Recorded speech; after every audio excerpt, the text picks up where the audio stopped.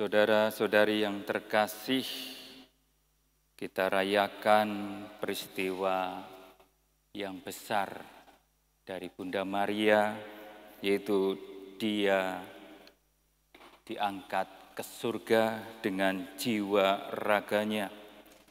Di sini kita merayakan misteri iman yang menyingkapkan harapan abadi bagi kita semua.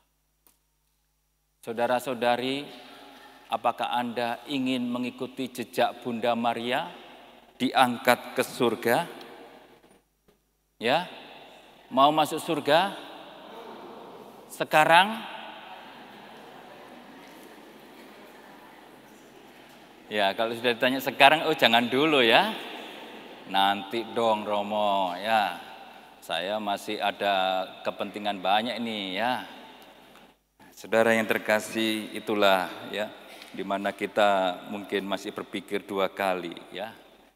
Saudara yang terkasih, kita mau belajar dari Bunda Maria yang sampai dia mulia diangkat ke surga, bahkan dengan jiwa dan raganya.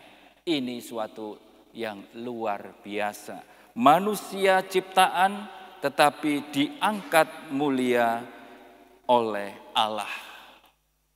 Dan kita melihat bahwa Bunda Maria menjadi teladan iman yang sempurna. Dalam Injil Lukas kita tadi dengarkan, yaitu kisah kunjungan Maria kepada Elisabet, saudarinya. Perjumpaan yang penuh dengan Roh Kudus yang memperlihatkan iman yang luar biasa dari Bunda Maria. Dan kemudian Elisabet juga menyebut Maria Ibu Tuhanku. Maria percaya sepenuhnya pada janji Tuhan, bahkan ketika hal itu tampaknya mustahil.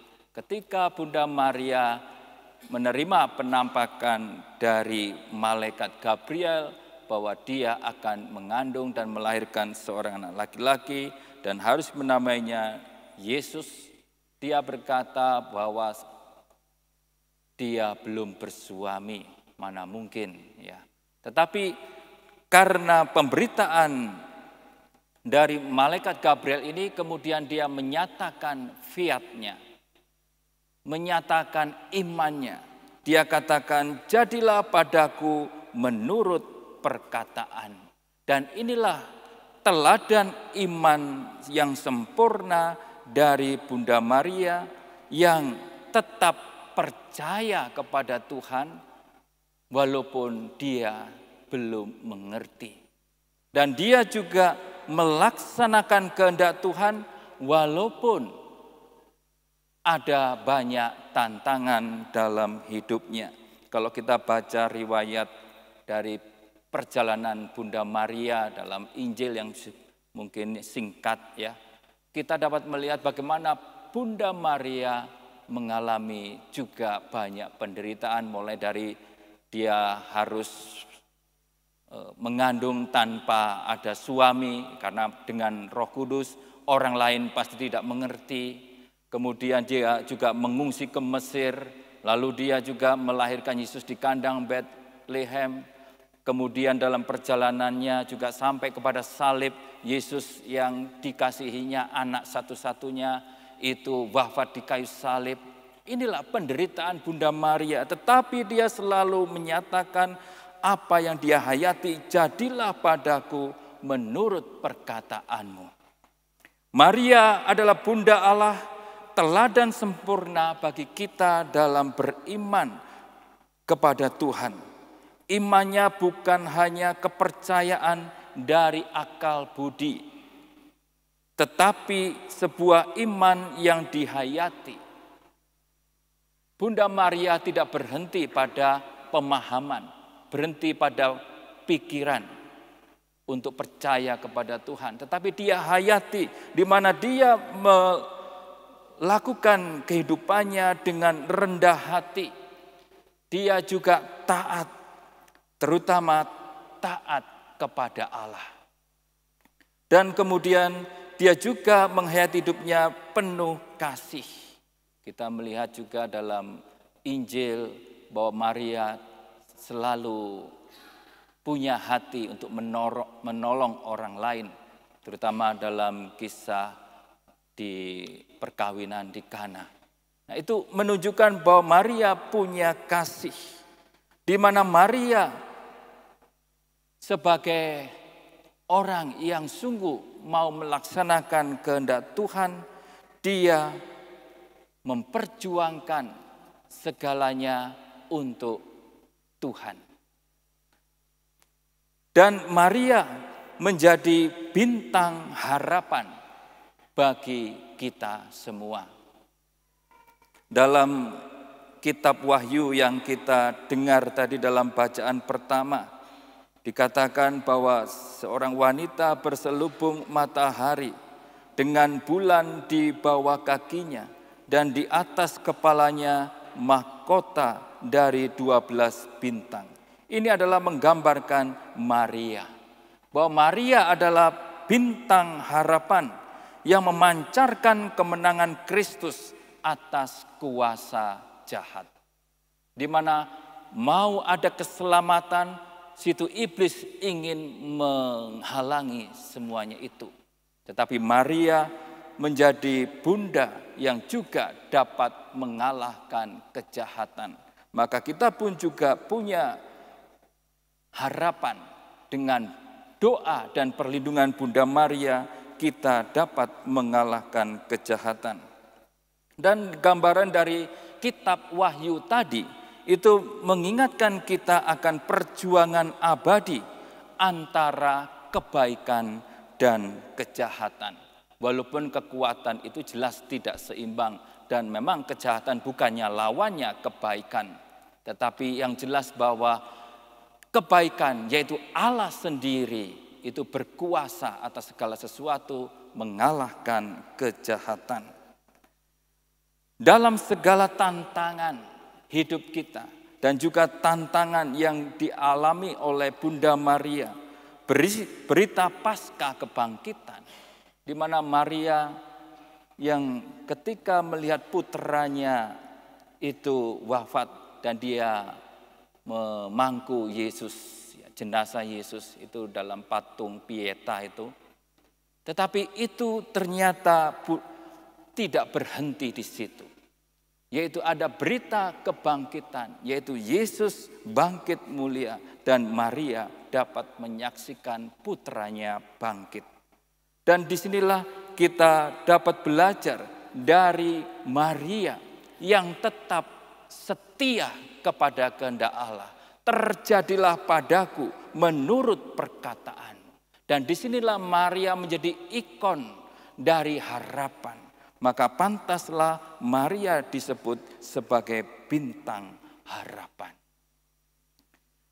Terangkatnya Maria ke surga tidak membuatnya jauh dari permasalahan hidup kita, permasalahan dunia. Melainkan semakin memungkinkan Maria untuk menolong umat manusia. Siapa di antara Anda yang pernah mengalami pertolongan Bunda Maria? Coba angkat tangan. Ya. Yang pernah mengalami pertolongan Bunda Maria? Coba angkat tangan. Ya. Baik, saudara. Ini menunjukkan bahwa Bunda Maria bukan kemudian di surga dia melupakan anak-anaknya. Yaitu kita yang diserahkan oleh Yesus menjadi anak Maria. Ketika Yesus disalib, dia mengatakan kepada Yohanes, murid yang dikasihnya, "Ibu, inilah anakmu. Inilah ibumu." Kita menjadi anak-anak Maria. Dan terangkatnya Bunda Maria ke surga bukan berarti Maria meninggalkan kita. Bunda Maria menjadi penolong bagi kita. Santo Basilius Agung mengatakan, "Hai orang berdosa, janganlah kamu kecil hati, tetapi mintalah pertolongan kepada Maria dalam segala keperluanmu.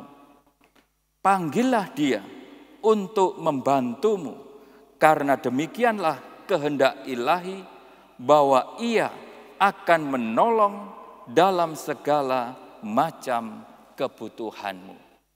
Ini yang dikatakan oleh Santo Basilius Agung, supaya kita dengan berani minta pertolongan Bunda Maria. Dan diyakini dalam sejarah keselamatan, dalam sejarah gereja, dan Anda sendiri juga alami, Maria menolong kita yang meminta pertolongannya.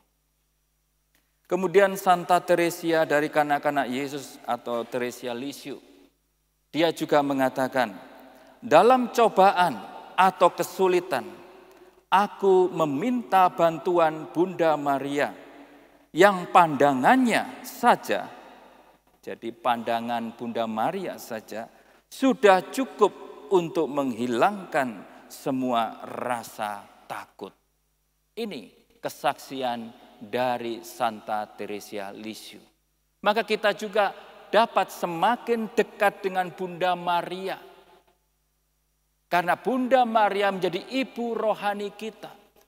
Dan ibu rohani kita ini pasti akan membawa kita kepada Yesus putranya. Satu pernyataan yang indah juga dari Santo Maximilianus Maria Kolbe. Jangan takut Anda terlalu berlebihan mencintai Maria. Karena tidak ada satu orang pun yang lebih mencintai Maria daripada putranya, yaitu Yesus. Jadi ini suatu juga penghiburan bagi kita, supaya jangan takut untuk berdoa kepada Bunda Maria. Karena Bunda Maria pasti akan menghantar kita kepada Tuhan Yesus. Menghantar kita bahkan juga ke surga. Pengangkatan Bunda Maria ke surga adalah tanda bahwa kematian bukanlah akhir, melainkan awal dari kehidupan kekal.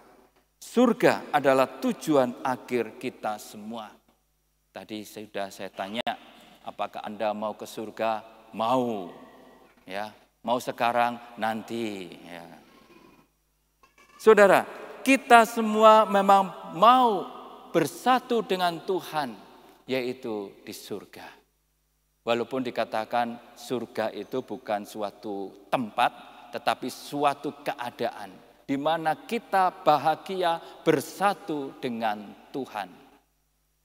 Untuk mencapai surga, kita juga dapat meneladan, mengikuti dari jejak Bunda Maria. Yang pertama kita kenal dalam doa rosario itu kan, salam mempelai Allah Roh Kudus. Ya. Nah di sini kita dapat meniru teladan Bunda Maria. Kita harus membiarkan Roh Kudus atau terbuka pada Roh Kudus yang bekerja dalam diri kita. Jadi kita sudah memiliki Roh Kudus, jangan dibiarkan Roh Kudus begitu saja. Kita harus bekerja sama, terbuka kepada Roh Kudus. Yang pertama-tama Roh Kudus itu menginsafkan kita akan dosa. Artinya membawa kita untuk bertobat. Lalu Roh Kudus juga mengajar kita untuk berdoa. Setelah bertobat, ya kita bertekun di dalam doa. Disinilah Roh Kudus juga bekerja dalam diri kita, mendorong kita untuk berdoa. Dan kita juga diajarkan oleh gerakan Roh Kudus untuk mendekat kepada Tuhan. Untuk bersatu dengan Tuhan. Dan Roh Kudus itu memberikan segala karunia yang kita perlukan juga untuk keselamatan kita. Dan oleh Roh Kudus itu, kalau Roh Kudus itu bekerja dalam diri kita, maka kita akan menghasilkan buah-buah roh yang dikatakan oleh Paulus dalam Galatia 5. Buah roh yaitu kasih, sukacita, damai sejahtera, kesabaran, kemurahan, kebaikan, kesetiaan, kelemah lembutan, penguasaan diri.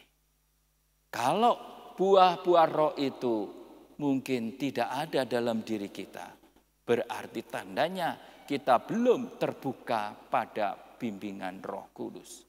Maka saatnya ini meniru teladan Bunda Maria untuk terbuka pada karya Roh Kudus. Sehingga membawa kita juga untuk bersatu dengan Tuhan. Kemudian yang kedua, yaitu membuka hati untuk menerima kehendak Allah. Tadi sudah saya ulang-ulang, yaitu Bunda Maria mengatakan, terjadilah padaku menurut perkataan. Dia mengamini bahwa segala kehendak Tuhan itu ya dan amin, selalu membawa keselamatan. Maka kita, sikap kita yaitu untuk selalu menerima kehendak Allah dan melaksanakannya. Walaupun seringkali terasa sulit, kita tidak mau. Karena kehendak kita dengan ego kita tidak mau. Karena membuat ego kita tidak diberi kesempatan untuk dipuaskan. Ini yang seringkali kita tidak mau untuk melaksanakan kehendak Tuhan.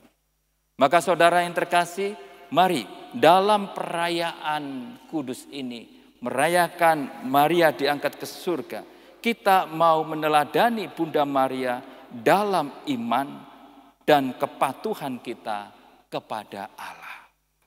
Patuh, taat kepada Allah itu bukan membebani, tetapi justru membebaskan kita dari segala yang jahat.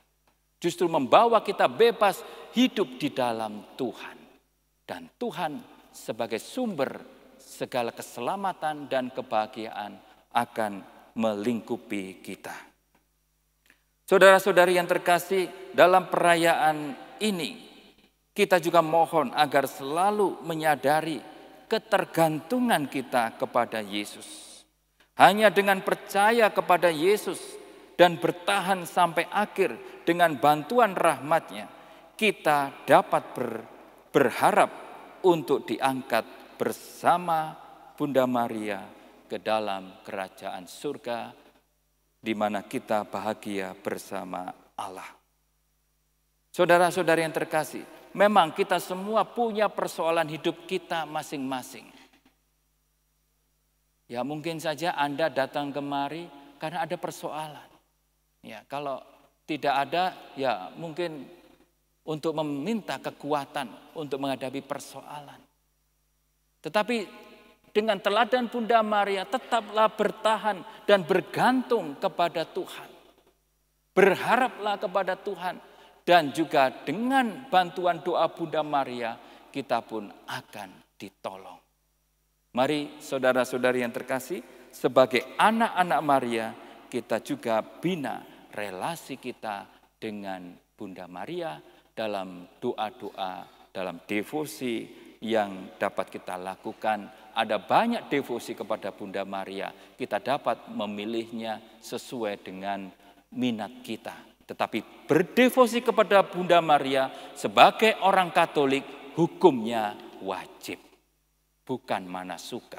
Kalau kepada santo-santa yang lainnya, itu silakan sesuai dengan kehendak kita masing-masing. Tetapi kepada Bunda Maria, hukumnya wajib. Mengapa? Karena dia adalah ibu kita, ibu rohani kita. Yesus sendiri sudah memberikannya kepada kita. Dan kita menghormati Bunda Maria, memiliki kedekatan Bunda Maria dengan Bunda Maria, dan kita akan dibawa untuk semakin bersatu dengan Kristus.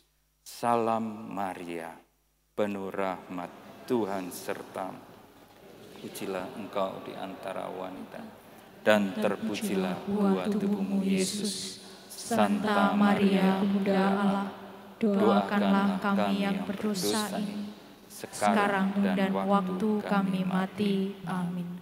Salam Maria, penuh rahmat, Tuhan sertamu. Terpujilah engkau di antara wanita, dan terpujilah buah tubuhmu Yesus. Santa Maria, Bunda Allah, doakanlah kami yang berdosa ini, sekarang dan waktu kami mati. Amin. Salam Maria, Penuh rahmat Tuhan sertamu, terpujilah engkau di antara wanita, dan terpujilah buah tubuhmu Yesus.